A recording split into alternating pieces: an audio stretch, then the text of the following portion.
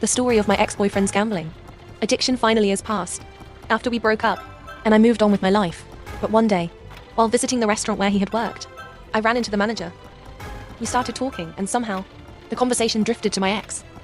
That's when she casually mentioned something that sent a chill down my spine. She told me that the Cartier watch my ex had shown me was actually stolen.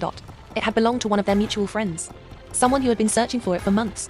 After it had gone missing, the watch had been taken from his home, and the police had never been able to trace it. The revelation hit me hard. Pieces of the puzzle that had never quite fit together finally clicked. I remembered the stories he had told me about how he'd won items at poker games, and how easily he seemed to dispose of things that didn't belong to him. In that moment, I realized the full extent of his deceit, not just toward me, but toward everyone around him. Looking back, I wish I had seen the signs earlier.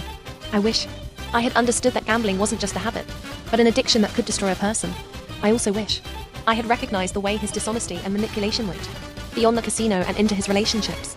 Eventually moved on with my life, but the scars from that relationship stayed with me for a long time. Learned the hard way how addiction can shape someone into a completely different person, one that I didn't even recognize by the end. The moral of this story is clear.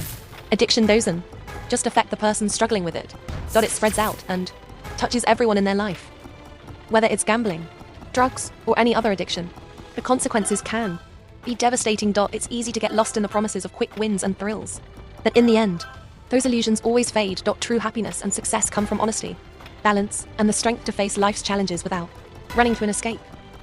The hardest lesson I had to learn was that you can't help someone who isn't willing to help themselves. No matter how much love or support you offer, it can never replace the need for the person to recognize their problem and take the first step toward recovery.